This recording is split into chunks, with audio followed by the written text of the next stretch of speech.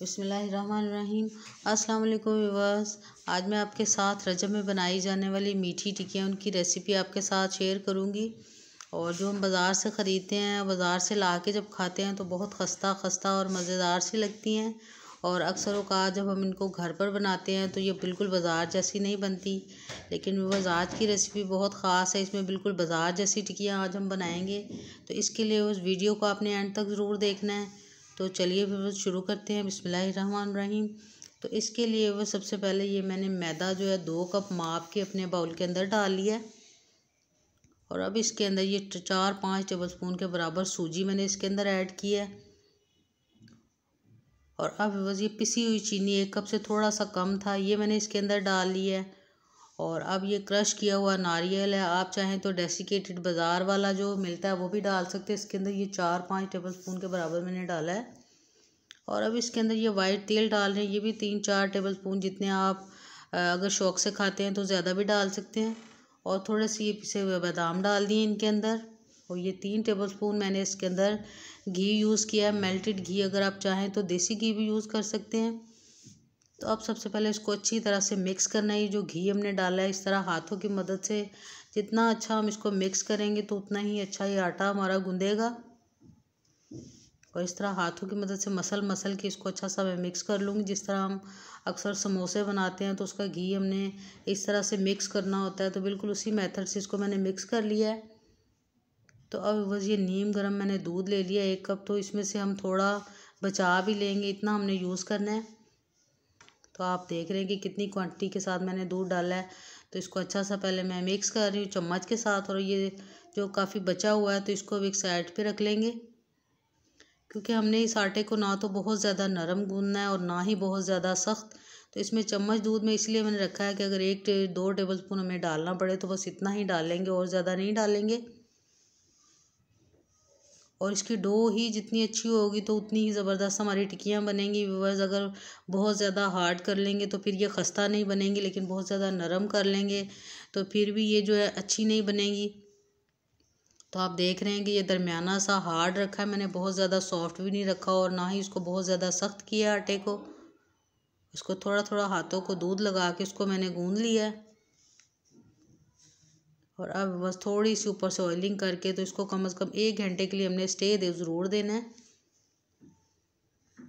और अब इसको ऊपर से ढक्कन लगा के तो 1 घंटे के लिए छोड़ देंगे। ऐसा इसलिए किया है कि फिर हमारी जो टिक्कियाँ बहुत ज़बरदस्त से हम उस आटे को बेल पाएंगे।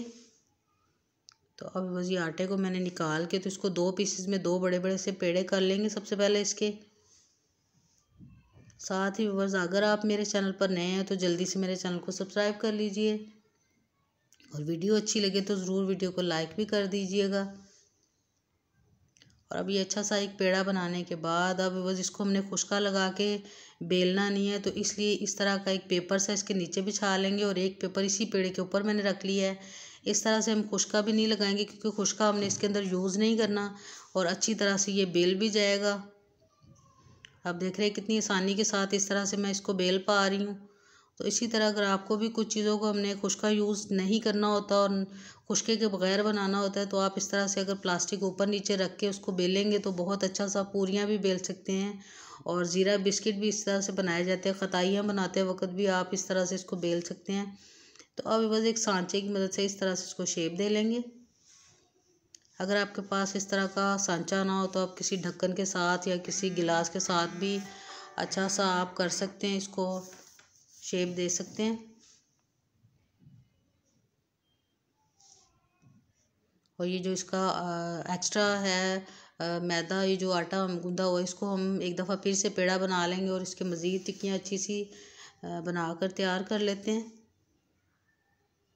तो दूसरी तरफ घी मैंने चूल्हे के ऊपर रखा है, उसको भी बहुत ज़्यादा हमने गर्म नहीं करना, हल्की आंच के ऊपर मैंने गर्म करना है। और एक साइड पे ये टिक्कियाँ तैयार कर ली हैं, शेप दे लिए इनको, आप देख रहे हैं। तो अब थोड़ा सा इनको हमने गोदना भी है, ताकि जब हम इसको फ्राई करें तो इसके अंदर तक घी जब चला जाएगा तो ये अंदर तक बहुत अच्छी तरह से पक जाएंगी। इस तरह कांटे की मदद से अच्छे से इनको निशान लगा लेंगे। और ऐसा इसलिए किया है कि जब फ्राई करेंगे तो फिर ये अंदर से कच्ची नहीं रहेंगी। तो अब बस दूसरी तरफ घी हमारा गर्म हो गया। बहुत खोलते घी में नहीं डालेंगे, हल्का सा गर्म होना चाहिए। और उसके बाद चूल्हे की फ्लेम को मैंने हल्का कर दिया था।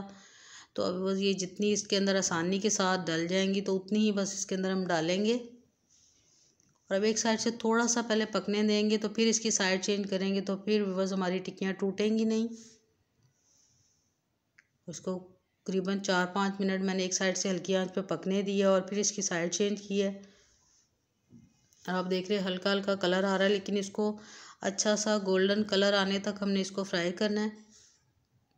एक दफ़ा फिर इसकी साइड मैंने चेंज कर दी। एहतियात के साथ थोड़ा सा पकाने के बाद अगर हम इसकी साइड चेंज करेंगे तो वो ये टूटेंगी नहीं और बहुत खस्ता और मज़ेदार सी बनेंगी। थोड़ा सा मैं क्लोज़ करके आपको दिखाती हूँ।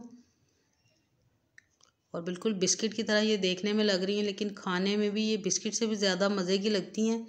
और अगर हम तेज़ आंच के ऊपर बस इसके अंदर इसको हम पकाएंगे तो इसके अंदर हमने जो चीनी का पाउडर बना के डाला है तो उसकी वजह से ये फटाफट से जल जाएंगी, कलर ख़राब हो जाएगा और अंदर से ये कच्ची रह जाएंगी। तो इसके लिए इसको मैंने हल्की आंच पे पकाया। अगर आप भी हल्की आंच पे पकाएंगे तो आपकी भी बिल्कुल ऐसी ही बनेंगी। ये थोड़ी सी बस चंद चीज़ों का आपने ख्याल रखना है, तो फिर आपकी टिक्कियाँ भी बहुत खस्ता और मज़े की बनेंगी। और आप देख रहे हैं कि एक बैच अच्छा सा पक गया और इनको मैंने बाहर निकाल लिया। बस मज़ीद इसी ऑयल के अंदर आप देख रहे हैं कोई टिक्की टूटी नहीं थी। तो अब ये दूसरा बैच एक दफ़ा फिर से इनके अंदर मैं डाल लूँगी। और जितनी टिक्कियाँ आसानी के साथ घी के अंदर आएँ उतनी ही डालेंगे बस इसके अंदर। और इनको भी एक साइड से थोड़ा सा पहले पकने देंगे और फिर इनकी साइड चेंज करेंगे। एकदम से अगर फटाफट आप इनकी साइड चेंज करेंगे तो ये टूट भी सकती हैं। और थोड़ा सा एक साइड से बस पकने के बाद अब मैं इनकी साइड चेंज करूँगी। करीबन 5 मिनट के लिए बस एक साइड से अच्छा सा इसको पकाना है, क्योंकि चूल्हे की फ्लेम को एक दफ़ा घी गर्म करने के बाद कम कर लिया है, तो इसलिए ये बिल्कुल नहीं चलेंगी। आप देख रहे हैं कितना अच्छा सा कलर आ गया नीचे से भी थोड़ा सा। और अब इसको भी मज़ीद हिलाते हिलाते बस अच्छा सा गोल्डन सा कलर दे लेंगे।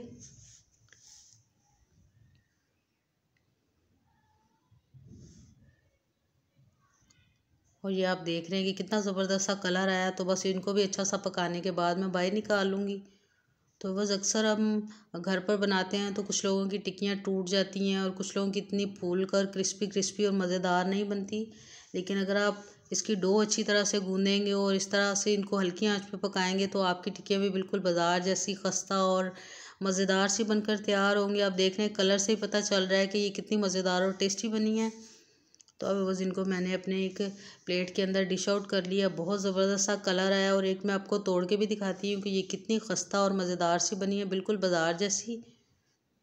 और इसकी आप आवाज़ से ही अंदाज़ा लगा सकते हैं कि ये कितनी ज़्यादा कड़क और मज़े की बनी है। और ये देख रहे हैं आपके अंदर से भी बहुत अच्छी तरह से पकी हुई हैं। तो बहुत ज़बरदस्त और टेस्टी सी रेसिपी है। रजब में बहुत ज़्यादा लोगों को ये पसंद आती है, बनाते हैं लोग। लेकिन अगर मेरे मेथड से आप बनाएंगे तो एकदम से आप खुश हो जाएंगे। आपकी टिक्कियाँ बिल्कुल ख़राब नहीं होंगी और बाज़ार जैसी बनकर तैयार होंगी। तो बस वीडियो ज़रूर आपको पसंद आएगी। तो वीडियो अच्छी लगी है तो ज़रूर वीडियो को लाइक भी कर दें। और अगर आप मेरे चैनल पर नए हैं तो ज़रूर सब्सक्राइब भी कर लीजिएगा। तो फिर मिलेंगे व्यूअर्स इंशाल्लाह ताला बहुत जल्द इसी तरह की एक न्यू रेसिपी के साथ। तब तक के लिए अल्लाह हाफिज़।